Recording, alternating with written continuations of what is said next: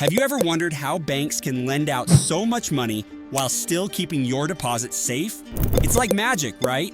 Well, the answer lies in a little-known system called fractional reserve banking. But how does it really work, and why does it matter? Stick around, because in today's video, we're diving into the fascinating world of fractional reserve banking, and by the end, you'll understand how your money really works in the modern banking system. Prepare to have your mind blown. What is fractional reserve banking? To put it simply, fractional reserve banking is a system in which banks are required to keep only a fraction of their depositors' money on hand as reserves. The rest of the money is loaned out to borrowers. The exact amount that must be kept in reserve is determined by the central bank or regulatory authority of each country. This fraction is called the reserve ratio. For example, let's say the reserve ratio is 10%. This means that for every $100 deposited into a bank, the bank is only required to keep $10 on hand in reserve. The remaining $90 can be loaned out to other customers. But here's where it gets interesting. The $90 that is loaned out doesn't just disappear. When it's deposited into another bank, that bank can also lend out 90% of it, and so on. This process effectively multiplies the amount of money circulating in the economy, a phenomenon known as the money multiplier effect. But how does this actually create more money? It's all about how banks handle deposits and loans. When you deposit money into a bank, the bank doesn't just sit on it. Instead, it lends out the majority of that money while still keeping a fraction in reserve, which allows for continuous cycles of lending and borrowing. This system is at the heart of modern banking, but it's not without its risks. How does it create money? So how does fractional reserve banking actually create money? It's all in the lending. Imagine this. You deposit $1,000 into your bank account.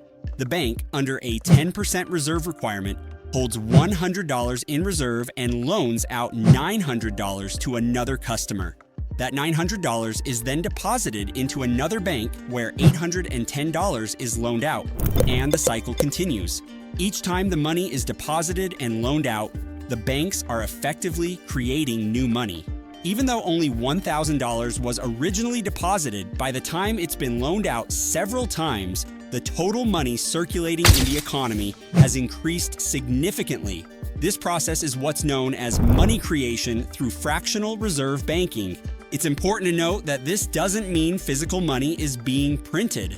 Instead, it's a matter of creating money in the form of loans and deposits. This system allows banks to provide more loans, which can fuel economic growth by providing businesses and individuals with the funds they need to invest, build, and spend. But while this system can stimulate the economy, it also introduces certain risks, which we'll get into shortly. Why fractional reserve banking exists? The fractional reserve banking system didn't come about by accident. It was developed as a way to efficiently manage money in the economy and encourage growth. By allowing banks to lend out a portion of their deposits, fractional reserve banking makes it easier for businesses and individuals to access credit, which drives investments, job creation, and economic expansion. Without fractional reserve banking, banks would be required to hold 100% of their deposits in reserve, which would significantly limit their ability to lend money. This would slow down economic growth, as people and businesses would find it harder to access loans for things like buying homes, expanding businesses, or making investments. At its core, fractional reserve banking allows the financial system to be more dynamic, using deposits to fund loans that, in turn, help grow the economy. However, this flexibility comes with some drawbacks. The system works well in times of economic stability, but when things go wrong, like during a financial crisis, it can cause major problems. The risks of fractional reserve banking. While fractional reserve banking has clear benefits, it also comes with significant risks.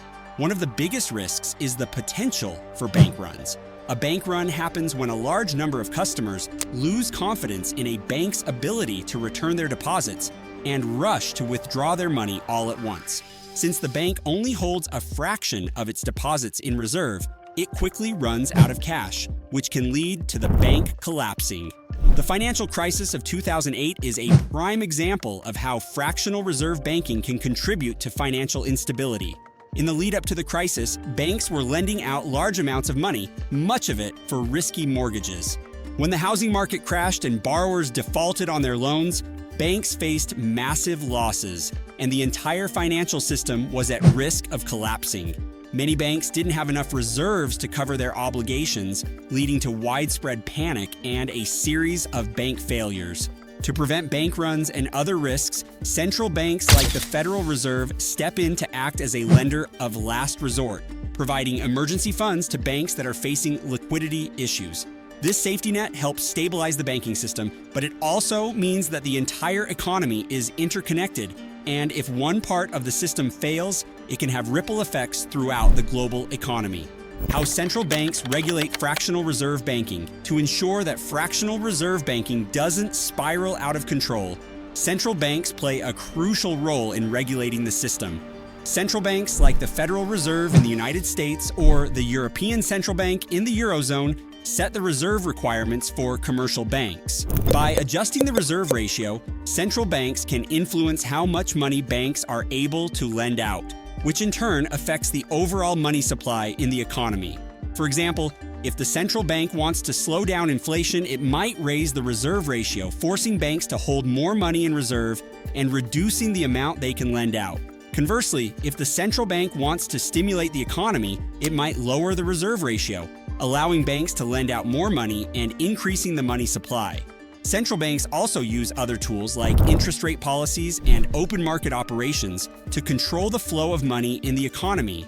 For instance, by lowering interest rates, central banks make it cheaper for banks to borrow money, which encourages lending and stimulates economic activity.